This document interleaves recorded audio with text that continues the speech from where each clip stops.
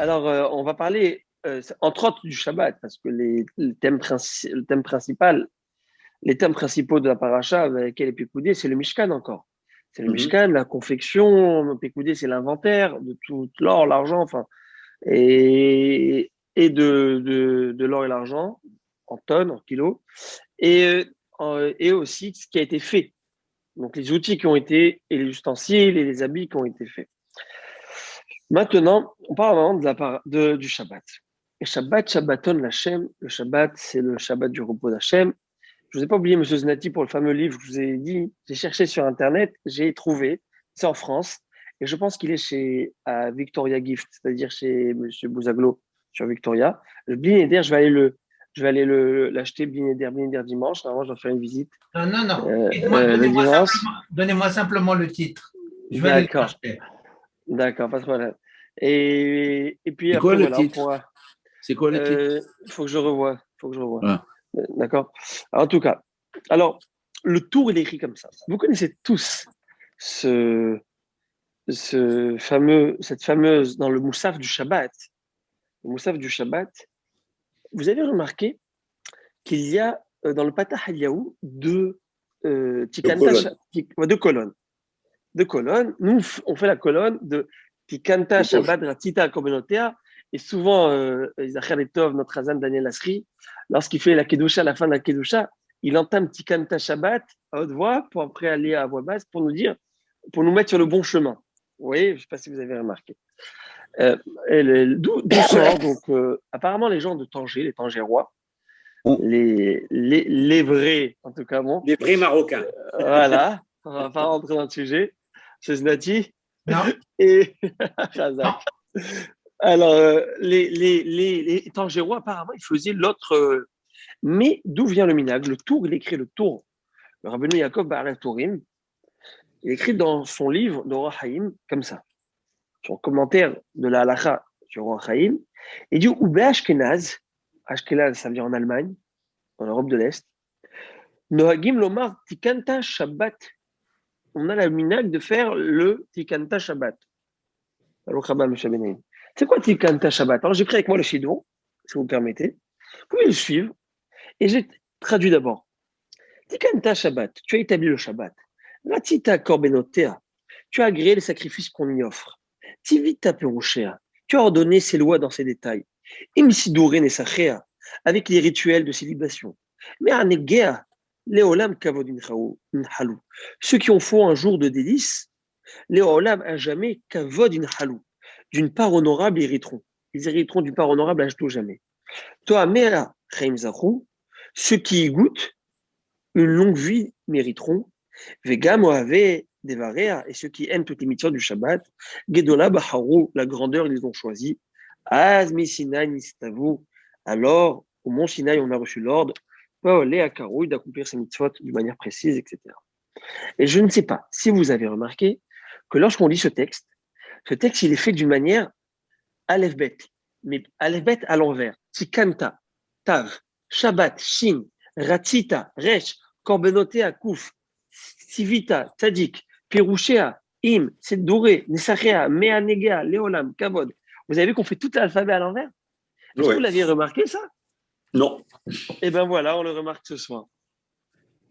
Vous allez me dire, so what? It's cute. La prose, je ne sais pas ce que c'est, mais c'est de la poésie, c'est quoi? Alors regardez ce qu'il dit.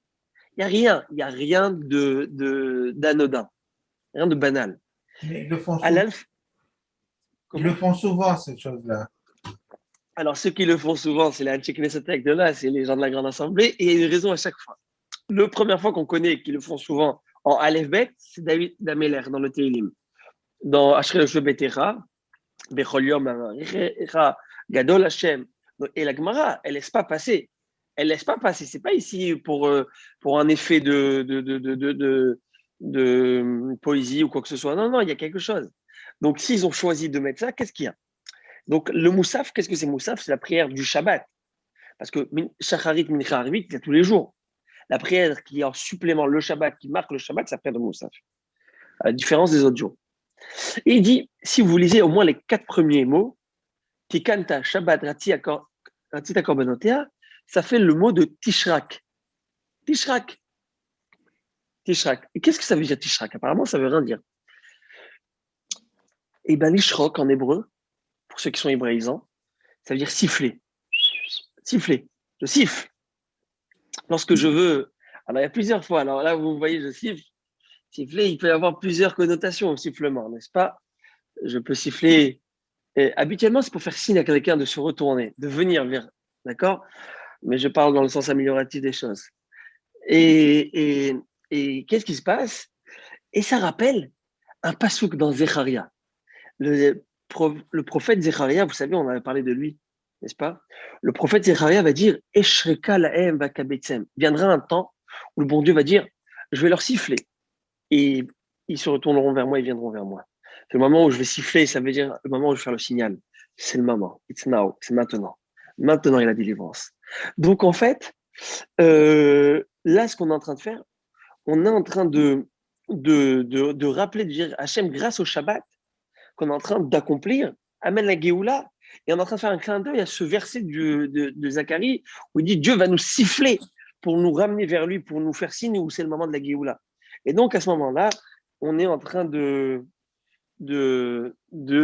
rappeler ce mérite. Attirer l'attention. Voilà. Voilà, Hachem va attirer notre attention en nous sifflant. Et siffler comment? Donc, le sifflement de Dieu, ça veut dire par des événements, Et donc, c'est ça qu'on est en train de rappeler. Tishak, on dit à Hachem, Tishak, souffle, siffle déjà. Appelle-nous déjà. On est là, on est prêt à écouter. Et la question qu'on a demandé au Raphaël Kanievski, pourquoi la Géoula future, la future Géoula, elle va se passer de cette manière, où il va y avoir un sifflement, où il va y avoir, je reprends le terme en hébreu, tishrak. Pourquoi de cette manière? C'est de cette manière qu'on a alors deux belles réponses, une de Rav Kanievski et une du Rabbi Yitzhak Shmelkis. Magnifique. Alors peut-être on va essayer comme ça. On va essayer de voir pourquoi. On va essayer. Oui, c'est écrit que ça enregistre. Là, c'est bon, là, ça enregistre. Ça enregistre, ouais, ça enregistre. Rabbi, tu peux répéter cette phrase que Rabbi Yochanan disait, s'il te plaît? Kama Adou en Patke allé, combien d'expérience est passée sur eux? Combien Rachid explique quelle sagesse ils ont emmagasiné, ils ont amassé avec l'expérience, n'est-ce pas? C'est comme mon père me disait, et j'imagine que vous avez dit à votre enfant, et ainsi je dirais à mon fils, quand tu grandiras, tu comprendras. Et ben voilà, quand tu grandiras, tu comprendras, et c'est le bon Dieu qui nous est en train de nous dire, quand tu grandiras, tu comprendras, mon fils. Oui, monsieur Bartichat. C'est quoi, pouvez-vous nous définir ce que vous entendez par la fin des temps? La fin des temps, c'est la fin. La fin des temps. La fin des haricots. Je vais vous dire. La fin des temps, dans ce que je voulais dire là, l'idée, c'était dans l'avènement messianique, l'époque du Mashiach. C'était ça l'idée. L'époque du Mashiach. C'était ça ce que je voulais. Maintenant, après l'époque du Mashiach, il va y avoir une période qui s'appelle normalement la Tahiyat HaMetim, la résurrection des morts. Ouais. Après, on va retomber dans un monde de Neshamot, je ne sais pas exactement sur quoi on va retomber après. On va être dans un Olam chez Kulo Tov. On va être dans un monde qui est entièrement Tov. À Haman, ou Yanchileo, et nous, le Olam chez Kulo Shabbat et Kulo Tov. Vous savez, Shabbat, on rajoute le Haman. On demande de miséricorde Dieu qui nous amène dans ce temps, dans cette période qui est entièrement Shabbat et entièrement Tov. On est dans le 7e millénaire. On rentrera dans le 7e millénaire, dans le millénaire du Shabbat. Comme la Gemara va nous dire, dans le traité Sanhedrin, si je ne me trompe pas, Shit alfe shnin ave alma. Le monde durera, dans le monde tel qu'on le connaît maintenant physiquement, si je ne m'abuse, durera 6000 ans. Jusqu'à 6000 ans, jusqu'au Mashiach arrive. C'est-à-dire que le maximum pour que le Mashiach puisse arriver, c'est 6000 ans. Ok, si après 6000 ans, il ne vient pas, il y a quelque chose qui ne marche pas. D'accord? Mais 6000 ans, it's the deadline. C'est le maximum. Donc, il y aurait 19 ans. Mais, comment? Il y aurait 19 ans. Non, on est en 5000. Non, ne dites pas ça. 5000, mais vous voulez tellement Mashiach que vous ne laissez pas le choix. Bravo. 5781, vous faites la différence. C'est 219. 219 ans. D'accord? Mais je l'espère qu'il va venir très bientôt. Peut-être qu'il va nous faire un petit, il va nous faire ce sifflet-là, ce chauffard, comme dit M. Znati. Et bien, TK, mais chauffard Gadol, il va nous sonner, nous appeler, nous interpeller, ce Pessar, en nous disant ça fait vaccin, venez, je vais vous vacciner. Non, pour ceux qui sont déjà partis au vaccin, c'est très bien. Maintenant, voilà, ça c'était le haïdouche que je voulais vous partager. J'espère que c'est dans la boîte. Si c'est pas dans la boîte, M. Znati, on va vous garder les 2 millions pour vous. Sur ce, on y va. Là, on a vu la paracha, on va faire quelques halachot Pessah qui sont très d'importance capitale, surtout cette année où on a un Pessah qui est, Et dos j'allais dire, panes. ouais, il est pas mal parce qu'on est Shabbat, dimanche, lundi, 2 jours de Yom Tov. Le Shabbat avant, c'est le marathon de Kedusha, de mitzvot et de Kedusha. Et alors comme ça, je vais vous dire comme ça. Je souris parce que je pense on demande, quand Mashiach viendra à un moment, amène-nous au moment, à l'avènement où on va vivre un millénaire qui est complètement Yom Tov. Je me dis, celui qui souffre de 2 jours de Yom Tov ou 3 jours de Yom Tov, Miskin, qu'est-ce qu'il va faire? Pourquoi il demande Mashiach? Et c'est ce que l'autre, il disait, je crois que c'est le Rav de Brisk, il disait, ou le Rav Shach, il disait quelque chose de très joli. Il disait, vous savez, il y a Issachar et Zevulun. Il y a l'étudiant de la Torah, et Zevulun, c'est celui qui est soutenu l'étudiant de la Torah. Et dans la Misraël, ça a toujours été comme ça. Il y a toujours eu des gens qui sont dans l'étude pour pérenniser l'étude de la Torah, pour pérenniser l'âme de la Neshama du Israël. Mais pas tout le monde peut étudier, pas tout le monde peut. Il faut bien vivre aussi, il faut bien business. Alors, Baruch Hashem, il y a une collaboration entre les Évouloun de chaque époque et les Issachar de chaque époque. Voilà. Et comme Maïmonide écrit dans les Chot de Shemitah et Yovel, que c'était la tribu de Lévi qui se mettait à l'étude de la Torah, ça donnait à l'étude de la Torah, on les supportait, Terouma, Maaser, etc., etc. Mais pas seulement. Tout celui qui son cœur est empli de bonne volonté et veut étudier Torah, eh bien, il rentre dans cette catégorie, nous devons l'aider, etc. Bon, alors, il disait comme ça, imaginez-vous, le gars, il a aidé pendant 2, 10, 20 ans des yeshivot, des étudiants de Torah, des rabbanim. Il arrive après 120 ans, il arrive en haut à la yeshiva d'Akadosh Baruch. Il est là-bas, vous savez qu'en haut, c'est Metifta d'Irkiya. Qu'est-ce qu'on fait là-haut? C'est l'étude de la Torah. D'accord? Akadosh Baruch Mishta'asher b'divrei Torah. Hashem profite de ces délices de la Torah avec les Talmidei Chachamim. Attendez, mais la Torah, c'est pour ici, pas pour là-haut. La Torah, elle est partout. La Torah, elle est partout. Ouais, mais... Non, la Torah, elle est en haut et en bas. C'est pour les mortels. Mais non, elle est immortelle. Ah mais bon? c'est une autre, peut-être elle transcende, peut-être la manière comment elle est différente. Vous comprenez? Peut-être comme la manière comment elle est. Parce que ce sont les mêmes lettres. Mais la combinaison peut-être elle est différente. Mais en tout cas, ça c'est notre idée. Alors maintenant, écoutez ça Hidouche. Le gars, il arrive là-bas après 120 ans. Il est ici, lui, pendant 50 ans, il a aidé les Shivot, il a aidé des milliers d'études, des milliers d'heures de Torah, ce que vous voulez. Il arrive avec son pupitre comme un bourricot. Il comprend rien. Il dit, mais de quoi il parle, lui? Et moi, mais c'est pas pour moi, mais je comprends pas. Mais lui, ça va être l'enfer pour lui, le pauvre. Et il va dire, amenez-moi à l'enfer, peut-être c'est mieux là-bas, je vais voir s'il y a des potes, des amis, mais c'est quoi ça? Eh bien, vous savez, d'ici, il conclut, le Rav, il déduit que certainement un Kadosh Baruch Hu va lui donner une dose, on ne va pas comprendre, de toute la science de la Torah que l'autre a étudiée. Parce qu'il ne peut pas arriver à une situation où ça va arriver à lui causer préjudice. Quoi, il va arriver, il ne sait pas? Alors, toute l'étude qu'il a aidée, eh bien, Kadosh Baruch Hu va lui donner comme par miracle, eh bien, toute la connaissance de cet homme qu'il a étudié. Et si l'autre, entre-temps, il a chauffé les bancs, eh ben, tu te dis, waouh, j'ai payé, qu'est-ce que j'ai fait? Il a rien. Oui, mais c'est la preuve, c'est pas la preuve que sans la Torah orale, on n'aurait rien compris. C'est pour ça d'ailleurs qu'on a dit Naaseh Benishma. Comment vous déduisez ça si Hachem nous a menacés avec la montagne. Oui, mais comment? C'est parce qu'on n'avait pas accepté la Torah orale. C'est une chose, mais comment, de ce que je viens de dire, comment vous déduisez ça? Le monde ne peut subsister que si on étudie la Torah. Oui, ça c'est Vadaï. Ça, Sans y a pas ça, il le ça va- remène au tohu-bohu. Tout à fait, tout à fait. Im lo beriti chukot shamayim va'aretz osamti. S'il n'y a pas de Torah humaine Oui. dans le monde, si le bon Dieu le Zohar, les Chachamim disent, c'est le bon Dieu a fait d'une manière que la terre est ronde et qu'à un moment c'est jour dans cet hémisphère et l'autre c'est nuit, Oui, etc., etc. C'est fait pour que l'étude de la Torah ne s'arrête jamais aucun moment, voilà, dans aucun exactement. continent. Monsieur Zati, Oui, je pensais que lorsque l'homme arrive avant à sa naissance, il connaissait toute la Torah. À sa conception, il connaissait toute la Torah et quand il est né, il a fallu l'apprendre. Donc, quand il monte au ciel, il devrait récupérer ça. euh, euh, il n'aura que sur ce qu'il a travaillé, Il a travaillé. Oui. ce qu'il a fait, ce qu'il a travaillé.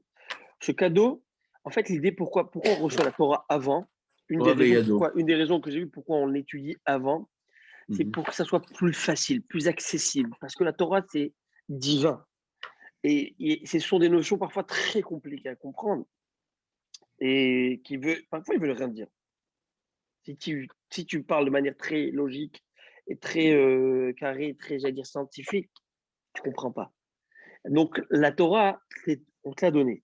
Maintenant, il faut que tu ailles retrouver ça. Retrouver. Parce que si tu as la Torah facilement, alors il n'y a plus d'effort, il n'y a plus de mitzvah d'étude de la Torah. Il n'y a plus rien de tout ça. Donc, on t'a donné pour te préparer le terrain. Le terreau est déjà pris. Et maintenant, toi, tu vas aller retrouver ta Torah. Et c'est même plus. Je ne sais pas si vous avez remarqué, on dit donne-nous notre part dans ta Torah, notre part. Quoi, notre part, ça veut dire qu'il y en a qui ont des affinités. Il y en a qui adorent la Kabbale. Tu dis que ça, et je sais pas, moi j'arrive pas, ok? Je parle à la Kabbale, c'est-à-dire des choses des notions. Il y en a qui adorent le Talmud. Il y en a qui adorent la pensée juive. Il y en a qui se retrouvent dedans. Alors l'homme, il a une mitzvah de tout étudier au maximum, d'accord? Et comme nous dit le Shulchan Aruch, d'abord tu fais ce qu'on appelle le Talmud, basic, la base, après tu avances. Comme il dit comme ça, il dit, tu prends pas le dessert avant d'avoir mangé le repas, ok? Tu manges le repas, gouffe à Torah, après tu vas au-delà. Mais ça veut dire que parfois, tu sais, ton cœur t'amène. C'est comme ça. Pourquoi vous préférez, j'allais dire, la pensée juive, alors que l'autre, il adore le Talmud. Alors lui, il peut être 24 heures en train d'étudier le Talmud. Il y en a qui tu parles du Talmud 1 heure, après, il est gavé. C'est comment, on va dire, son essence d'âme, elle a été mise plus et plus encore. Il y a une corrélation entre la Torah, l'étude de la Torah et l'aneshama du Israël et de tout Israël. On dit Israël. Israël, c'est Yud, Shin, Resh, etc. Yesh, Shishim, Ribo, Otiot, la Torah. Israël, c'est-à-dire il y a 600 000 lettres dans la Torah. Et il y a le noyau du Ham Israël. Le noyau du Ham Israël, c'est les 600 000 âmes qui sont sorties d'Égypte. Les 600 000 âmes. Après, bien sûr qu'il y a des millions de Israël, chacun son fragment de ces âmes. Mais le noyau, c'est 600 000.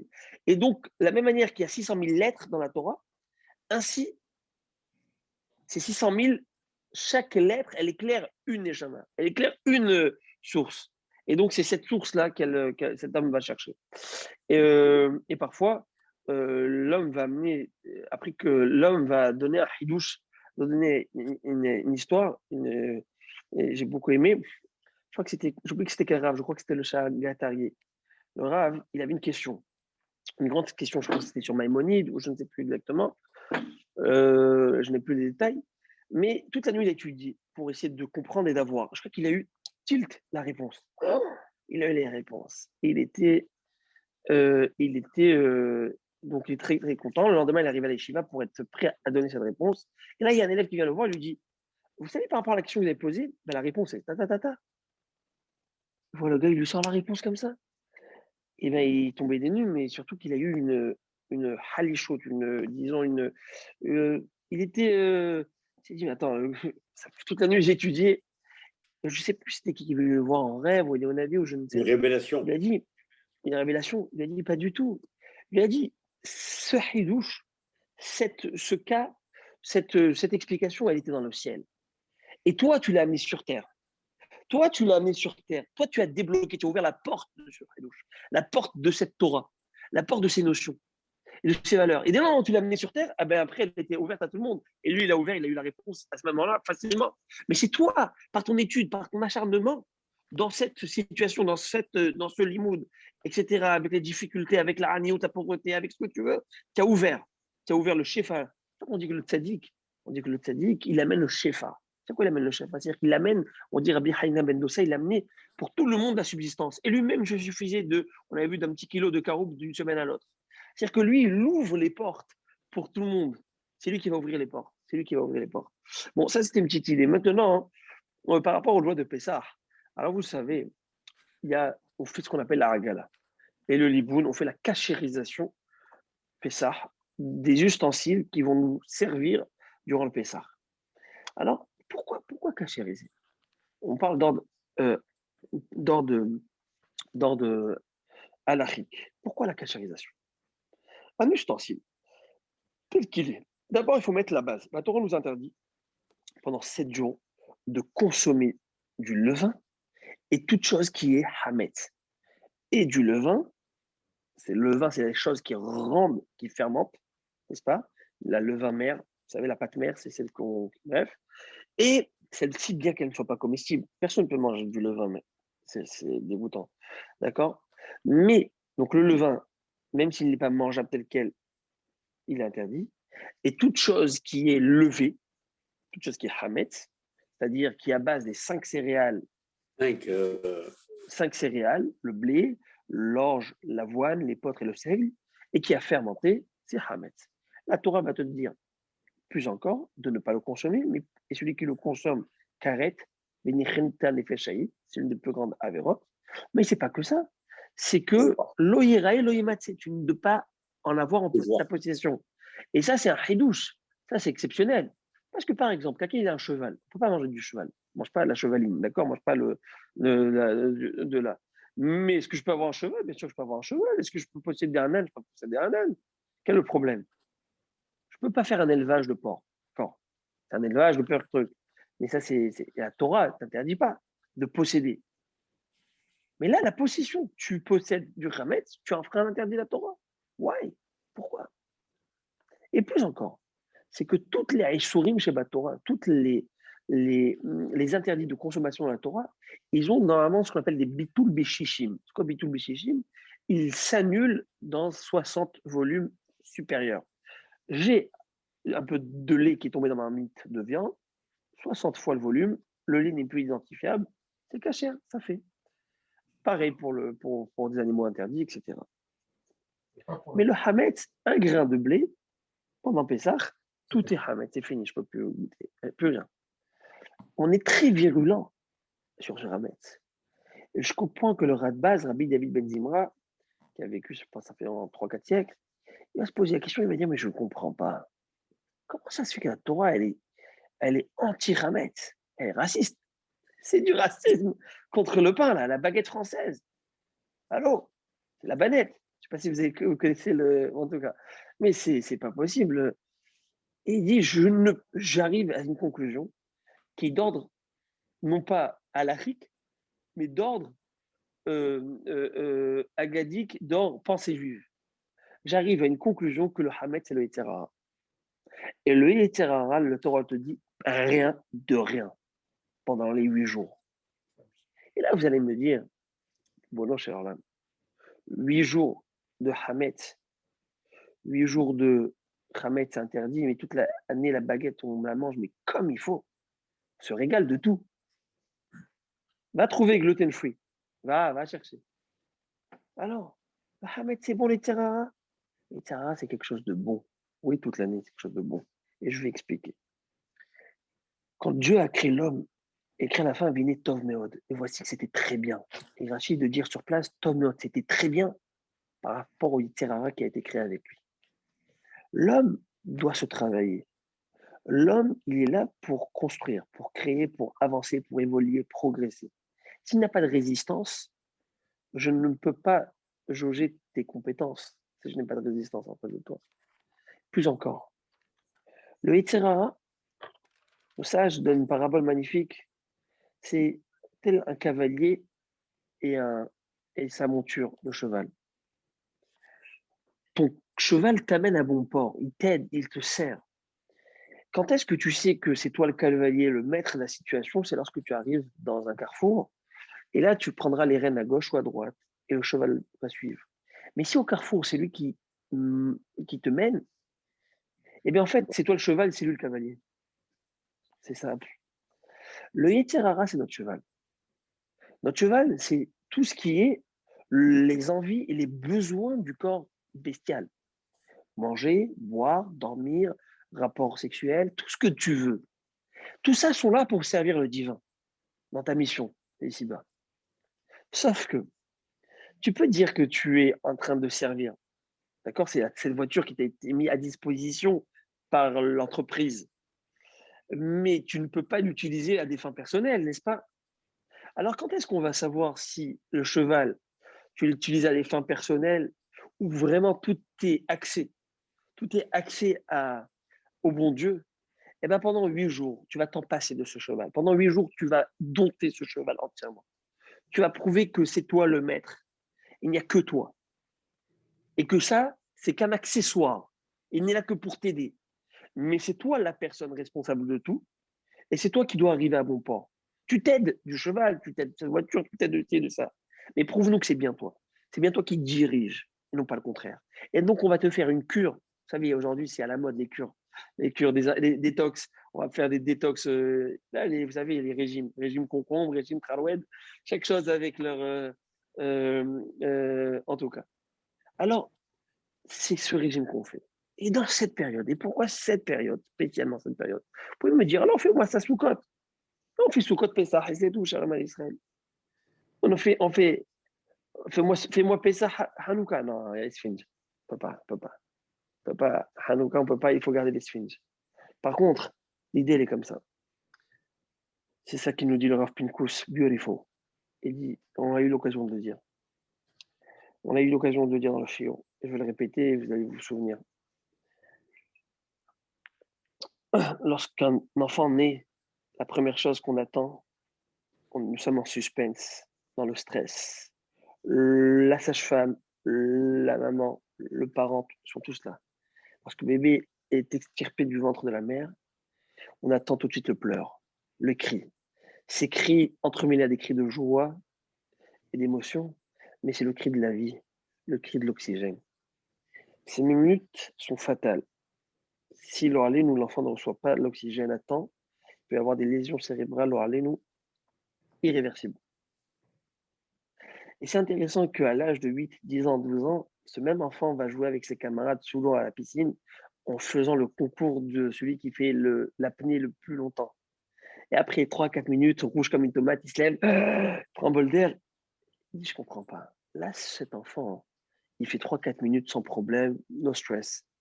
Et là, lui, pour les secondes, on est en stress total. On ne sait pas ce qui se passe. Allez, la réponse est simple. Là, c'est un bébé qui n'est pas encore formé. Il est juste au stade post-natal, post-fétal. Il vient à peine d'être formé. Il sort au monde. Là, chaque seconde est importante. On ne peut pas le mettre face à des virus, à des bactéries, à quoi que ce soit, rien. Rien. Il est trop vulnérable. Après, lorsqu'il a créé son immunité, il a créé ses anticorps, il a créé son cerveau, il a créé ses poumons, il a créé son système sanguin, il y a assez d'oxygène pour, etc., etc. On est moins dans le problème. Le Ham Israël a été créé quand est-ce? À la sortie d'Égypte.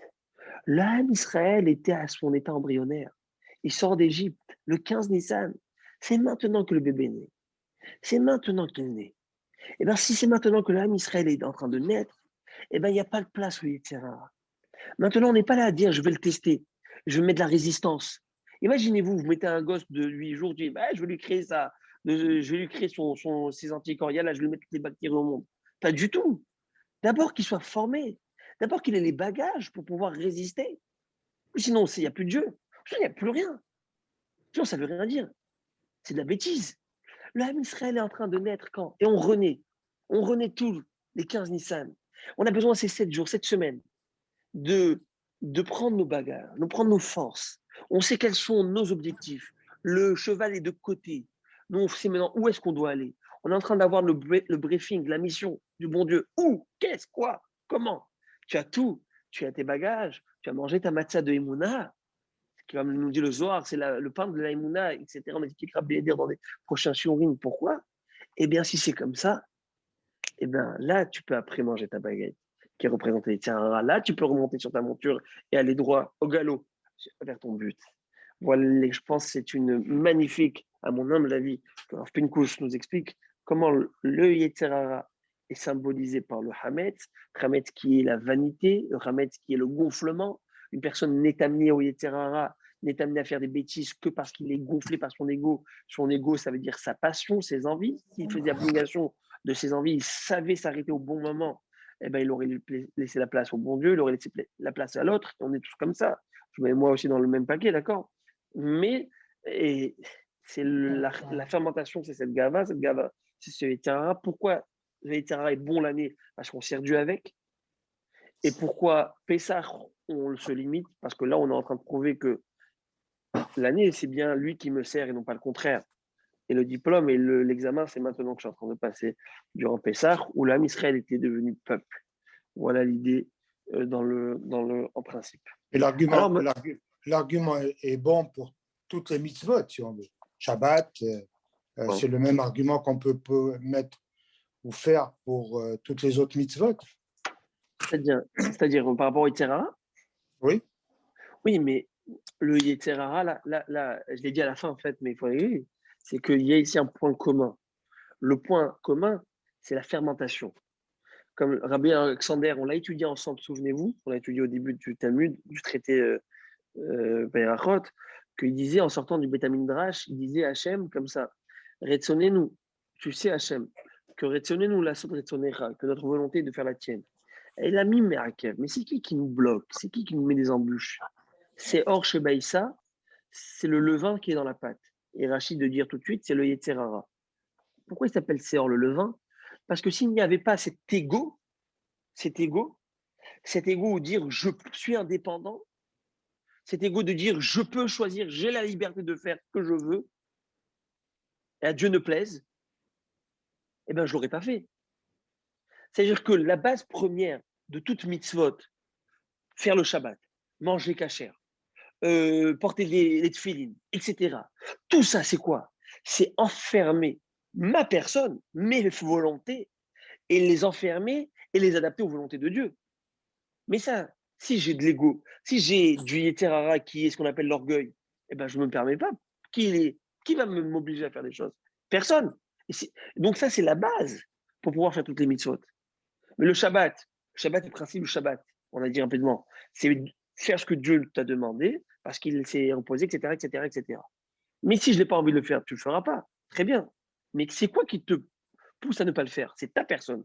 C'est quoi ta personne? C'est quoi le jeu? C'est quoi mon jeu? C'est moi qui est gonflé à bloc, qui ne laisse pas la place au jeu d'Hachem, où je suis Hachem qui t'a fait sortir d'Égypte. Donc, si je ne sais pas encore une fois, comme la Mishnah dit dans Perkavot, assez retzonecha kirtzono, kedeshi assez retzono kirtzonecha, fais de tes volontés ses volontés, ou plutôt fais ses volontés tes volontés, afin qu'il rendra tes volontés les siennes. Ça veut dire que si tu sais te plier à la demande, à la volonté d'Akadosh Baruch Hu, et c'est pourquoi, vous le savez tous, la plus belle des midotes, comme nous dit Maïmonide, et Nachmanide, il va dire à son fils comme ça. Son fils, Nachmanide va écrire une lettre à son fils, qui est bien de le lire une fois par semaine, une fois par jour, une fois par mois. Tellement beau. Moi béni. Peut-être j'ai ici en anglais, mais je l'ai aussi en français. Shema Beni Moussar Avicha. Vous pouvez le trouver sur Internet. Écoute mon fils. Shema Beni Torah Tavicha. Shema Beni Moussar Avicha. Écoute mon fils, la morale de ton père. Val Tosh Torah Timecha. Ne repousse pas la Torah de ta mère. Titneeg Tamid et Daber Kol Devarecha Benachat. Et essaye de ça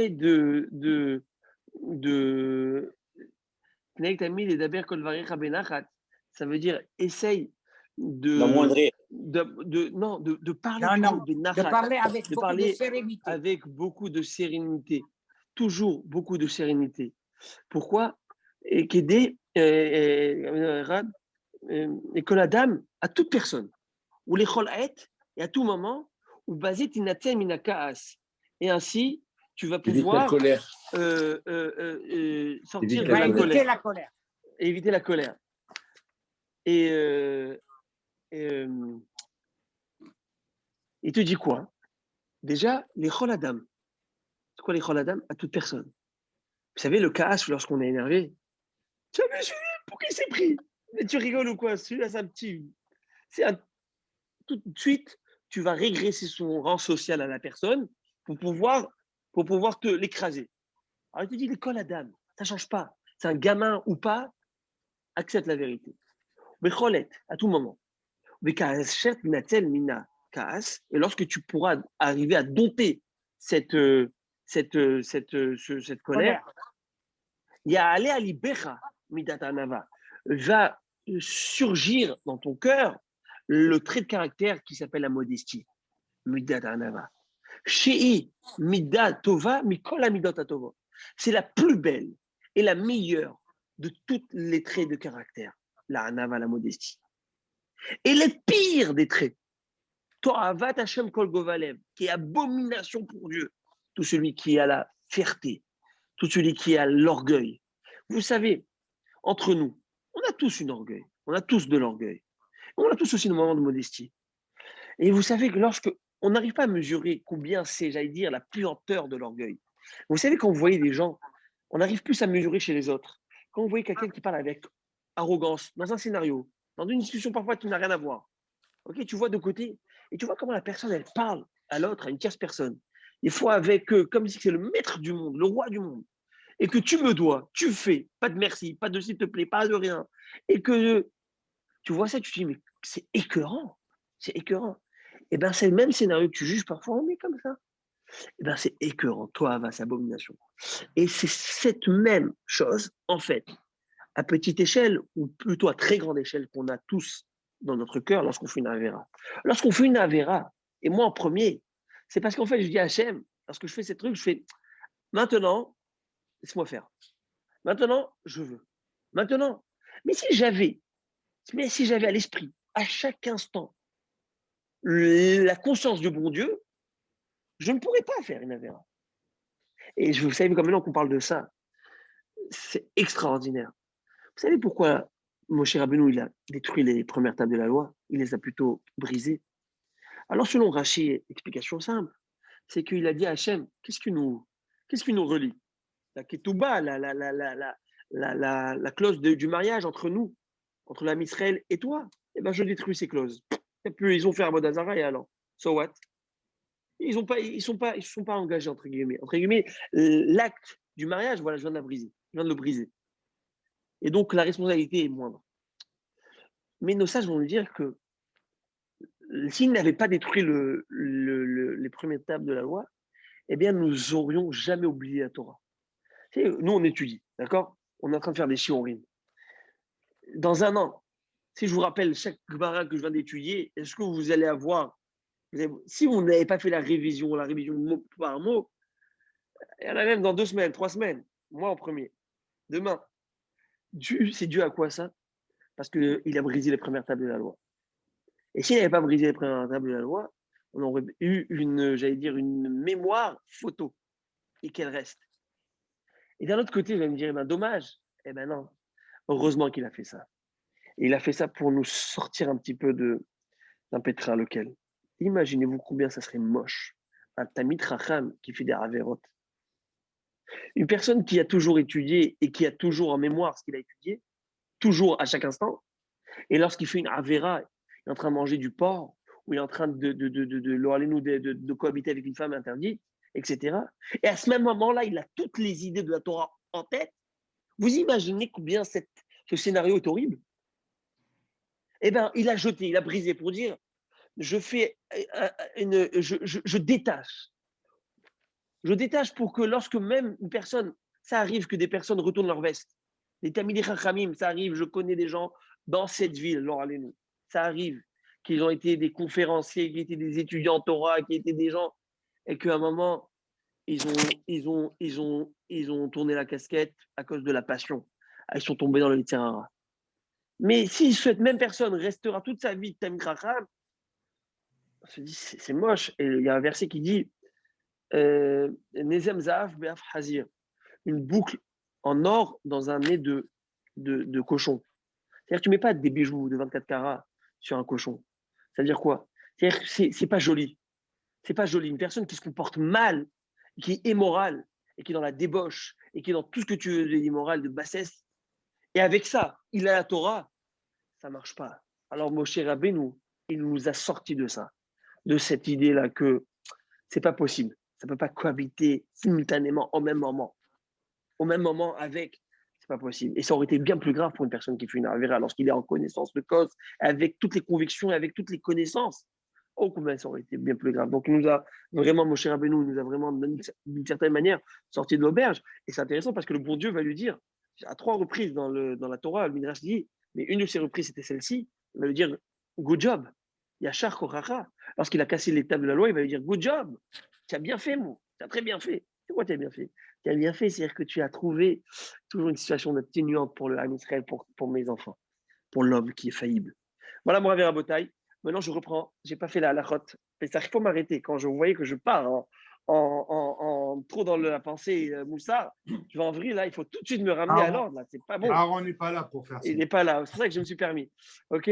Shalan, quand on dit. Non, mais c'est très intéressant de voir aussi autre chose que le texte. Oui, non, bien sûr, bien sûr. Bien sûr. Mais on a fait du hors-piste. On revient.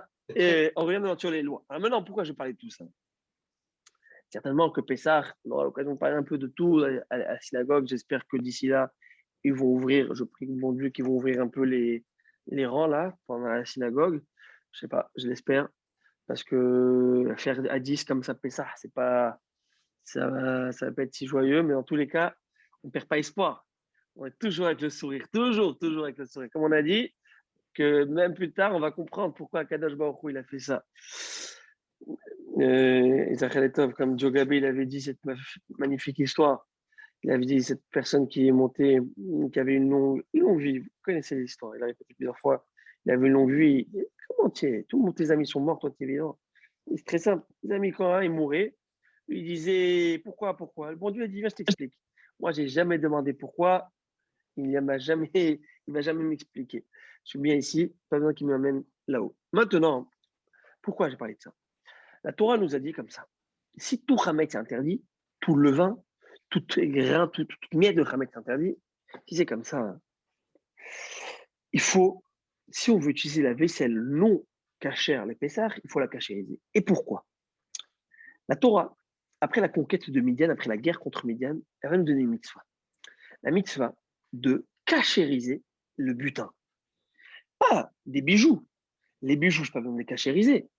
Mais ce qui est les ustensiles qui ont servi à la cuisson. Les ustensiles qui ont servi à la cuisson, la Torah nous informe qu'ils ont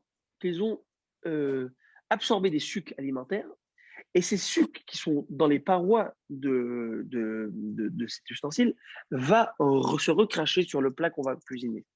Et Zachar Etov, Rabbi Shalom Bar Shishak, qui est avec nous présent, nous a posé la question en tant que grand métallurgique. Il n'a jamais senti, vu. Ce n'est pas quelque chose qui est palpable, mais on peut sentir, d'accord, au goût. Vous pouvez dire au goût, est-ce que si je sais pas, je fais un parfum, est-ce que je peux dire, tiens, le goût, c'est ce sens, le goût, l'odorat, c'est un sens qui est à part, d'accord, qui n'est pas tactile, tu peux pas le. Mais la Torah l'interdit, très bien. Tout ce qui est consommation, c'est un goût qui est interdit. Maintenant, selon la Torah, un ustensile après 24 heures, que vous le sachiez, le goût est altéré. Selon la Torah, un ustensile après 24 heures, même si j'ai cuisiné quelque chose dedans, d'accord, j'ai cuisiné du porc, si je suis dans les 24 heures, je cuisine des pâtes, il n'y a plus de porc, elle est nickel, là. J'ai mis au savon, elle est nickel, j'ai mis à la machine à laver. Et bien dans les pâtes, il va y avoir goût de porc. Après 24 heures, selon la Torah, le goût, il n'est pas goût, le goût n'est plus assez fort pour pouvoir, mais nos sages ont quand même interdit. Pourquoi? Parce que parfois, ce qu'on appelle, il va y avoir un réveil du goût. Lorsqu'il va y avoir des épices qui sont épais, ils vont remettre en relief le goût. En tout cas, on ne va pas rentrer dans tous les détails. La Torah nous dit clairement, ce qui était dans l'eau chaude, vous le passerez dans l'eau chaude, et ce qui était dans le feu, vous le passerez au feu. La différence entre la hagala, qui s'appelle l'eau chaude, et le feu, c'est que la hagala, elle extrait les sucs interdits ou les sucres à mettre, et après on les jette, l'eau sale on la jette, et on rince, c'est bon. Tandis que le feu, le liboun, il ne rejette pas, mais il brûle tout. Il brûle. Et s'il brûle, c'est bon. À la différence, grande différence dans le principe, c'est que dans la hagala, pour pouvoir faire hagala, comme je l'ai dit, il faut attendre 24 heures.